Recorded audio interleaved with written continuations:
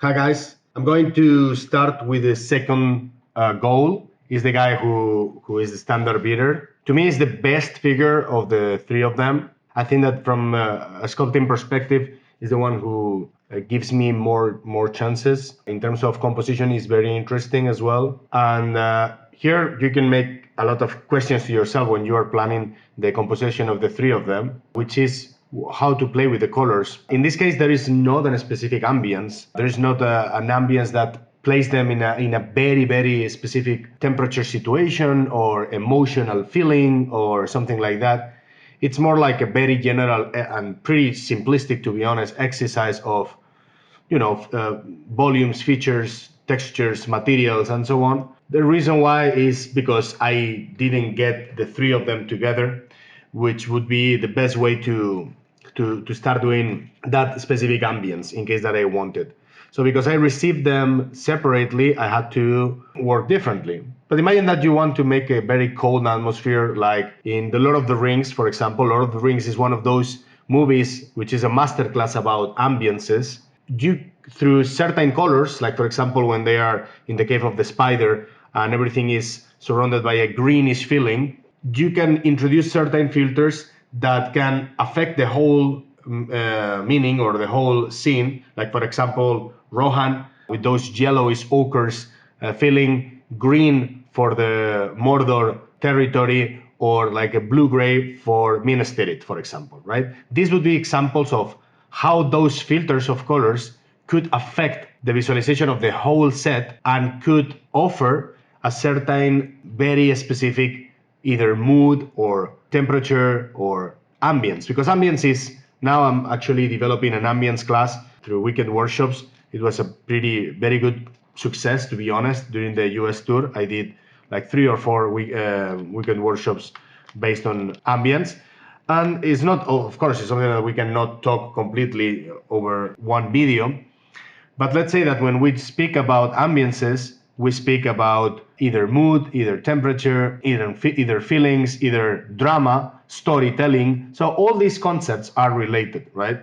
It's not only about where they are placed, it's also about how the artist wants to translate the message, right? The problem on these ones is that I don't have that chance. However, this would be definitely the best way to create a beautiful artwork with those three. The reality is that the only way we could play with terms of ambience is with light and shadow, because I couldn't count with all the colors sketched from the very beginning, which would be the way that I proceed if I was painting the three of them at the same time, which would be ideally the best way to do it, right? So for example, now that I have Vercingetorix finished, and I have Vercingetorix with a very specific light contrast, which is not very high, but is quite obvious that light is coming from one side more than the other, this doesn't necessarily has to affect equally the other figures. And here is where we have this kind of concept that is a heritage from the hobby of the miniature painting, where people think that there is a light that affects a certain character or a certain miniature or a certain scene or diorama. Like if it was a fixed lamp going with us over the battlefield, like if I have a lamp affecting me in a cellular source light every time I move. And that's not true. Light doesn't come from one side.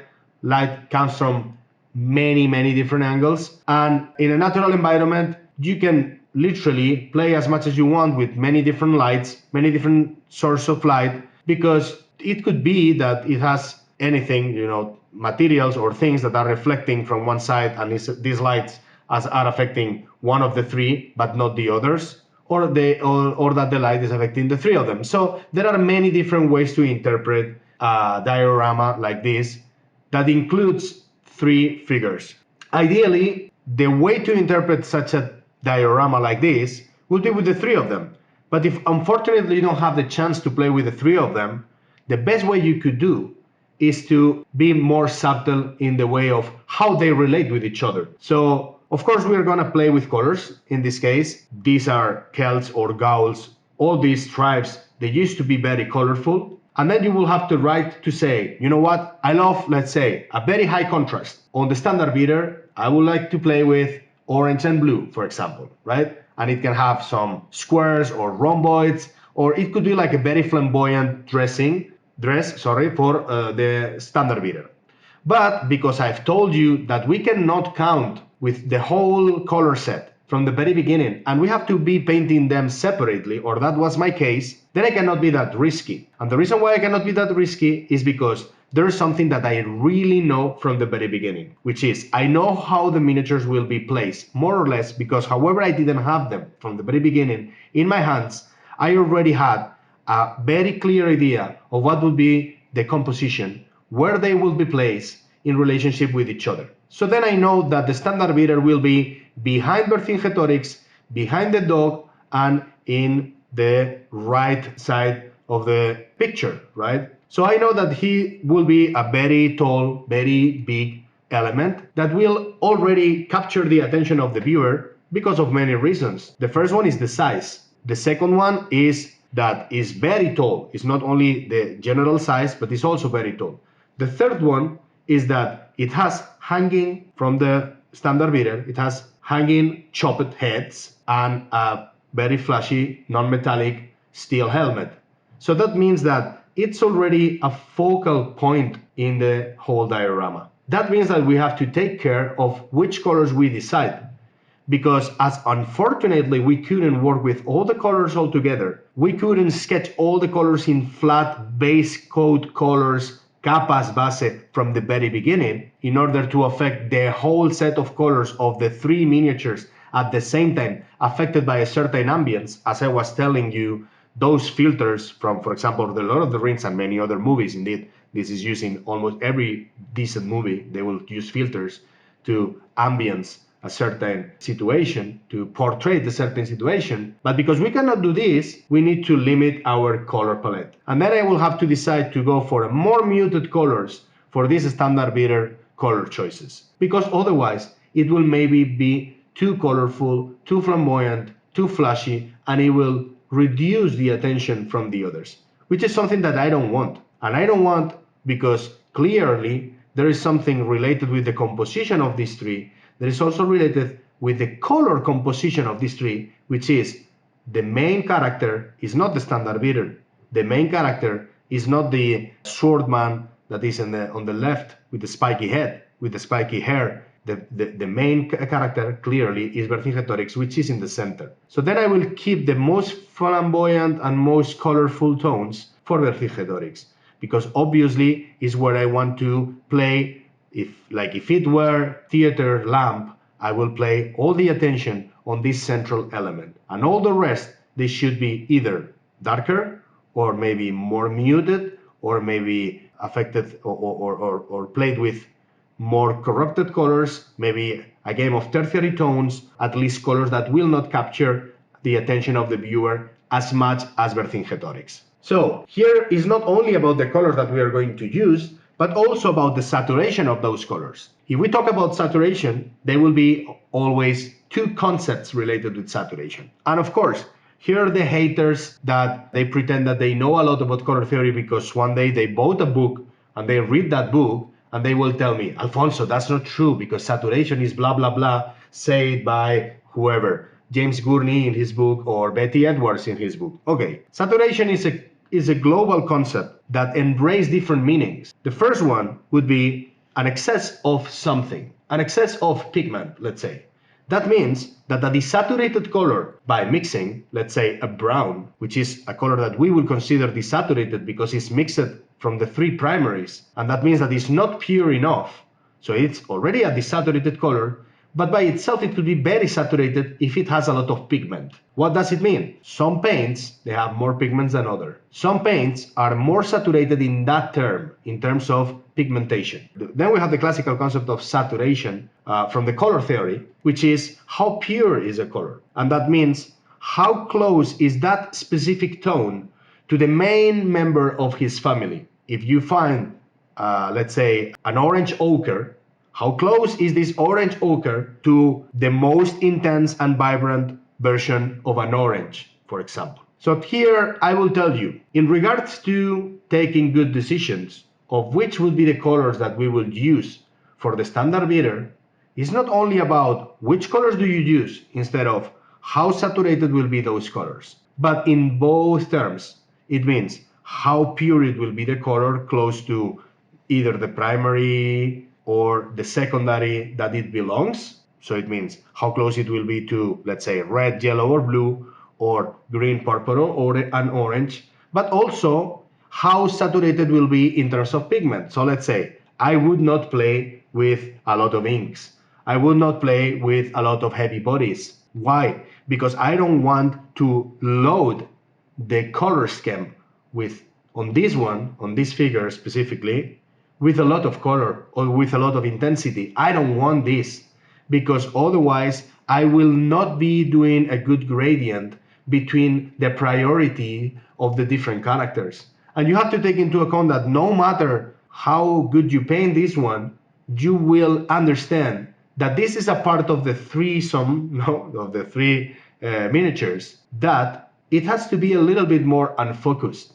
And that's also the reason why, in terms of details, I will not pay too much attention or that much attention on the standard beater, even on the face, even on the most important features and volumes that they have to represent on that figure. It won't be as refined as it is Vercingetorix. So this is very important to take into account, because now we're going to paint the Vauen fabric and we need to restrict how far we go. Most of the times people think that they have to be perfect in every single area of the figure. And that's not true. That is not true, because there is a concept of focus that literally depends on the different interpretations or the different level of refinement that you place in one specific area but not in the others. This is the concept of focus, right? So you must decide what will be the selection of colors that will look nice on him, but that will not either reduce the attention from the main element, or that won't be too much contrasted, or that won't be too much detail.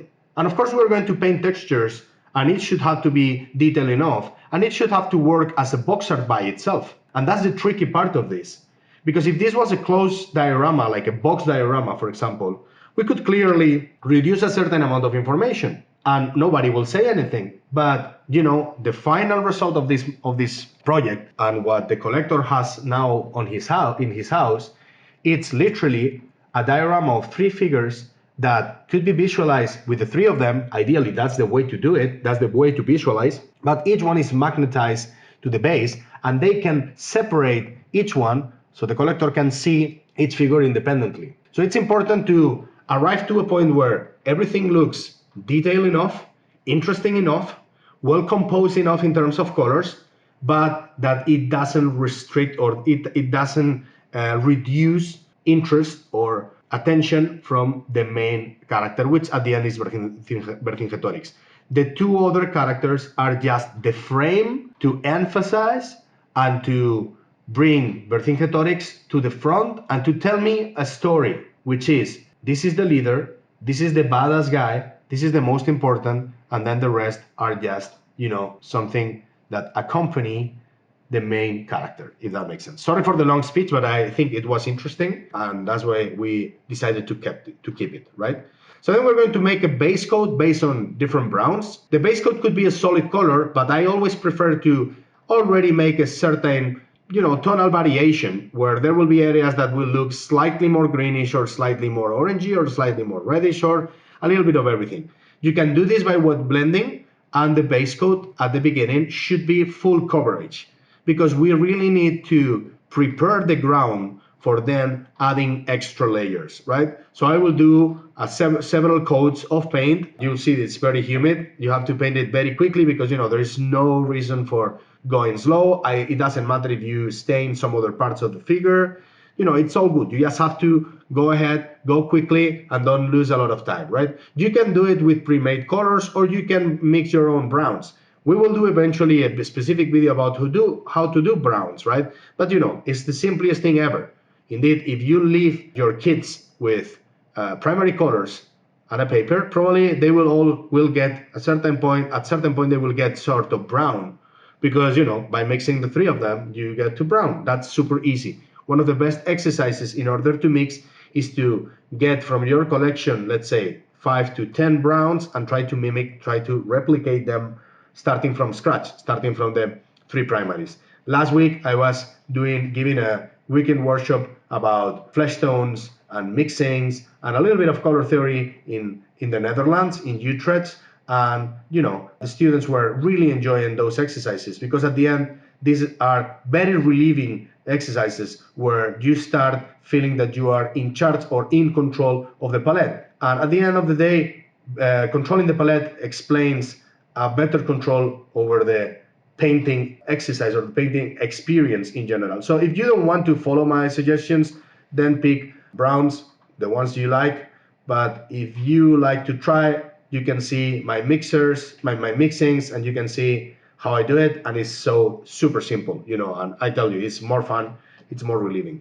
The base thing that is important, I will do a very solid but slightly tonal varied base coat. That should be very solid, that should be very highly coverage. And then I will going to be doing and increasing the volume interpretation towards the areas where, from a zenithal point of view, which is not necessarily realistic or not, it's just dramatic, and the easiest and in this case probably best way to interpret those simple volumes, because you see that the sculptor already, he didn't do a lot of wrinkles, he sculpted it very well, to be honest, and it looks like a very stiff and hard kind of fabric, right? So we're going to replicate the idea of a kind of like leathery fabric or a kind of like bowen fabric that it has to look harsh and stiff. It could be even like the inner part of an animal flesh or something like that. Well, I really don't have any reference. I'm just doing something that looks interesting, and that's it. I want you to notice that there is not a very, very fixed progression of brown. I will be playing around with different colors because browns, and this is a little bit of color theory here, browns belongs to the same family. So it really doesn't matter. I mean, you can go from greenish browns to purplish browns to reddish browns to orangey browns to reddish browns. And however, all of them, they will have different tendencies. They will all belong more to a certain spectrum of the color wheel, but at the end of the day, all belong to the same family, which is tertiary tones. So these tertiary tones are almost interchangeable. And that means that I encourage you to try, especially even more when we are adding the grayscale to the equation, and we're adding this anything white or bright gray to make it more creamy. And then we find not only browns instead of pastel browns, that they could be, some people would say, oh, that looks like a skin tone. Well, because a skin tone is a pastel brown. We have a red or an orangey tendency, or sometimes even yellowish, but is indeed a tertiary color, which means brown, but pastelized, it's more pastel. So this is like the color development, right? And it's a very simple color development that I encourage you to do. Of course, if you want to go to the large collection of colors that you have been, where you have been wasting your money for years, and you want to pick specific tones, then just do it. I really don't know which colors could be the name, but visually you can probably check them easily, or you can do it by your own. If you do it by your own, the progression, don't be obsessed with having a linear progression. What do I mean with that? It doesn't necessarily has to be a very solid progression where every new layer of light is just slightly more brighter than the previous one, but it goes in the same hue or tone direction, blah, blah, blah. No, it doesn't. It's not necessarily like this. I can be interchanging tonal tendencies without much problem because everything at the end will merge, especially if after giving the textures, I will do certain filters in order to merge the final effect, right? So ideally, you could even do it with bright gray or even with white and then tint that white with filters. There are videos specifically talking about texturizing and filtering. I don't really remember what was the name, but you can search on the video browser, and I guess that if you search for filtering or filter on the tags searcher, then definitely you're gonna find the video that we're talking about. And of course, I also recommend you to watch the video about stippling that we produced a few months ago, where you will see the same technique but in a more refined version. And the reason why we are doing two different ones is because, believe me or not, some people that are still not used to think open-mindedly, some people that are still not used to a more artistic process where everything is adaptable and everything is changeable, and that you have to adapt yourself and your process to the process itself, and it's a constant communication with the painting. So the people that are still very attached to linear processes, sometimes they feel super lost and they say, okay, I want this kind of stippling, I want to represent this kind of texture that looks stipple, but I've seen a video of how to do a stippling method for a wool jacket on that, I don't know what it was, English infantryman from, well, the Succession Wars or something like this. But it was too thin and I want to make it more rough, and well, it's essentially the same. The only difference is that here my brush control is a little bit more loose and I am not working completely perpendicular to the surface. Instead of, I am working much more loose and without taking that much into account the, the shape and the size of the different dots. It's just, more loose, as I've said, right?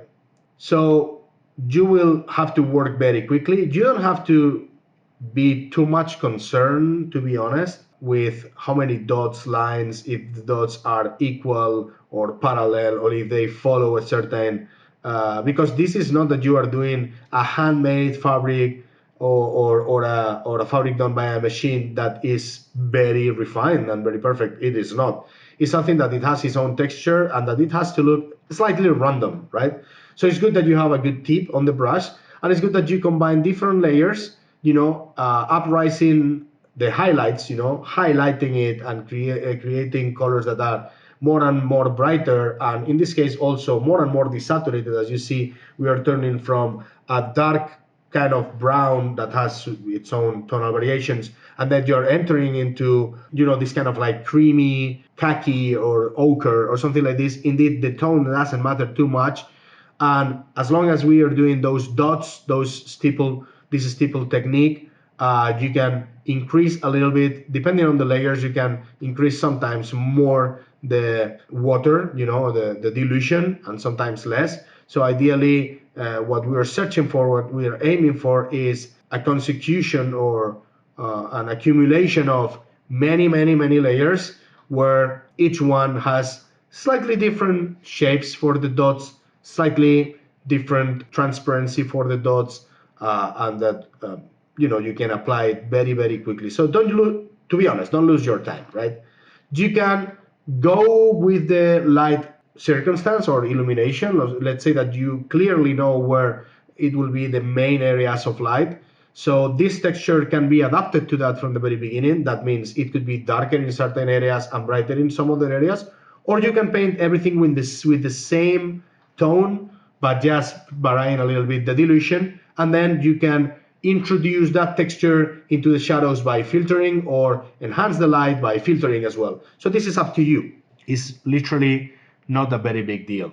This technique, many times people finds it difficult to masterize or to be thin enough, and they don't realize that sometimes the refinement comes from insisting and creating enough layers, because maybe in the first layer you will not be refined enough, but as long as you add enough layers, because it's based on the concept of transparency, not that much because each dot is very transparent, but because in between dots you can perceive the layer that is underneath. So the more layers that you do, the more refined it will look like, basically. So if you spend more time, then it will look better. That's it.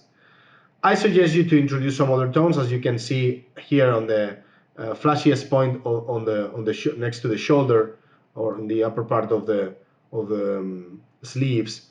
I will concentrate either a brighter tone, but also some more luminous tones with those variations of flesh that you can see, which is where I have introduced a little bit of orange, because orange is very luminous. So then I'm concentrating light not only by brightness, but also by a tonal variation, where in one side is more bright and in the other side is slightly more luminous, but also it has a graceful tone. That's it, right?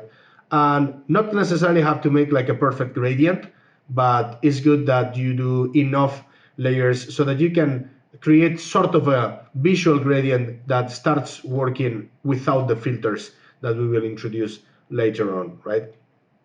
And then the technique is based also on how do you hold the brush and how do you support the weight of the brush against the figure. So if you see, I am searching for a position where I feel really comfortable, and then what I do is a kind of like spring movement, where I'm basically bouncing, on top of the surface.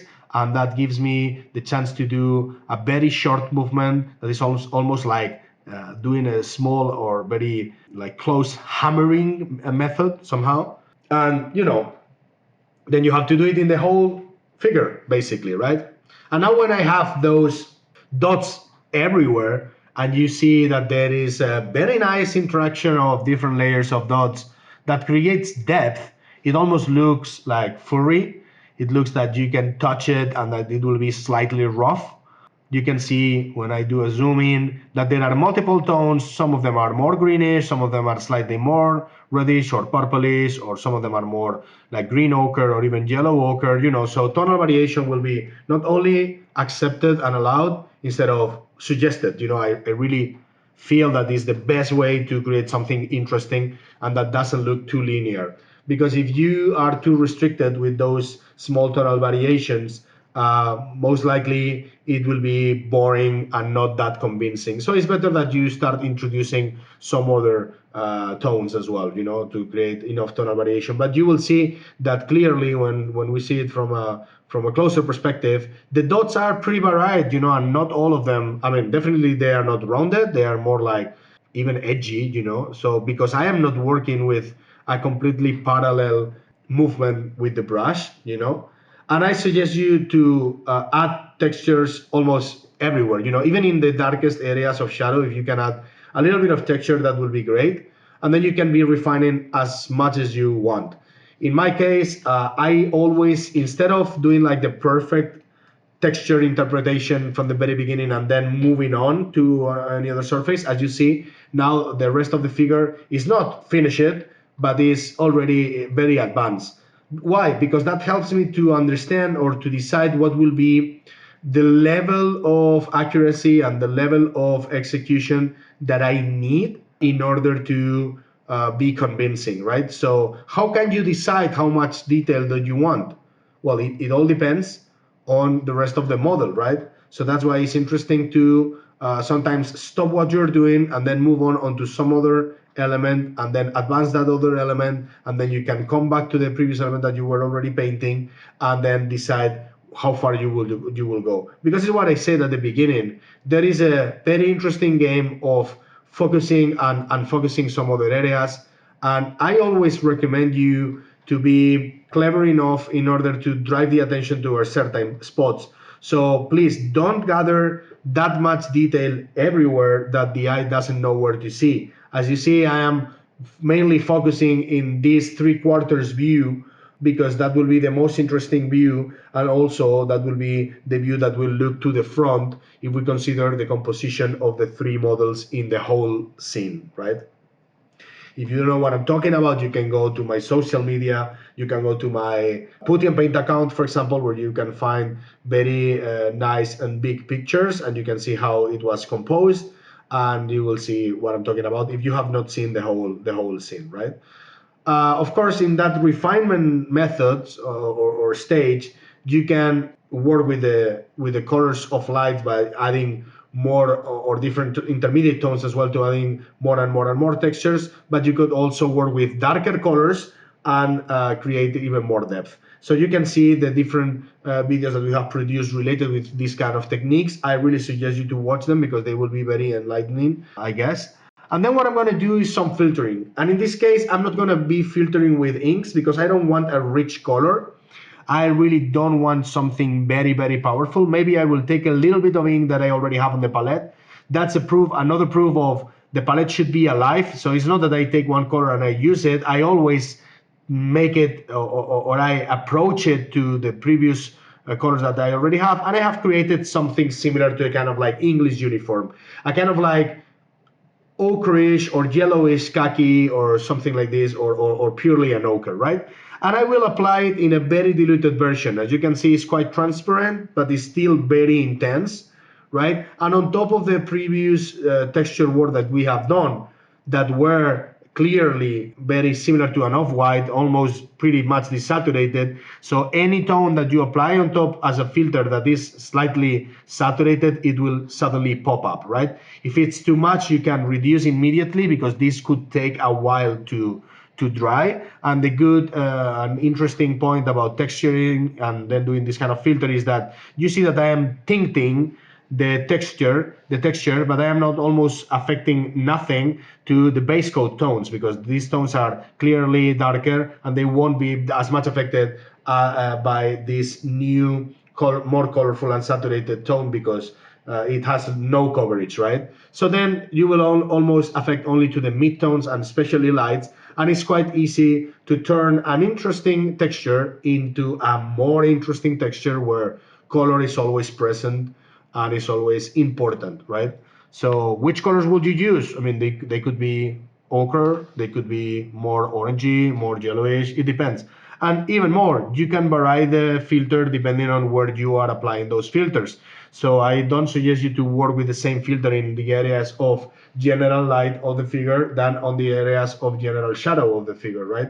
So it all depends. In this case, I could be playing with more yellows towards the areas of main light of the figure, considering the global composition of the scene, and then I could play maybe with more orangey or either greenish or either reddish tones on the mid areas, and then I could add like even like glazes of purple or even blue or even black on the areas of shadow. All are different possibilities because that's the beauty of art, guys, that there is not a fixed method, there is not a unique method, and everything is able to change depending and to be varied and to be interpreted in different ways depending on what's your point of view, right? So I really encourage you to try this kind of methods, which is a very, very easy way to solve this kind of material. And then it's important because it's something that most of the people used to forget, that you have to clearly define the deeper wrinkles and all the areas where light will not hit. That will be clearly areas that will help to define the separation between the different elements. So for example, here on those like bags that are coming out of the area of the belt, the metallic belt plate protection, and those inclined planes that looks to the bottom, they should be painted. At least they should be tinted in very, very dark color. So you can even like add pure black, almost like a kind of like comic Sim City cell shading color blocking method, or it can be filtered as well if you want to be more subtle. In this case, because the fabric is representing something very stiff, where probably the creases will be very, very deep, then I want to represent this with something very dark, and then in between those like those rounded volumes of the wrinkles, then you can create some intermediate tones of different like ochres or green khakis or something like that, and then just a little touches to readjust, right? And you see how it looks like at the end. I think it's pretty convincing.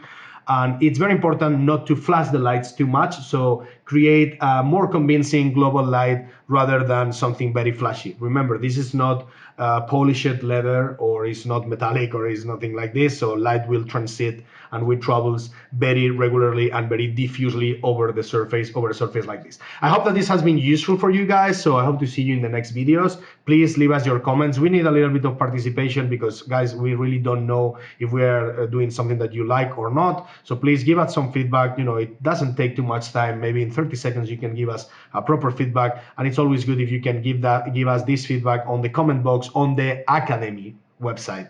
We will be going to read your comments. Thank you for watching. See you in the next video. Bye bye. Cheers. Estuve esperando que me responda todo el día, preguntándome qué pasaría si me responde.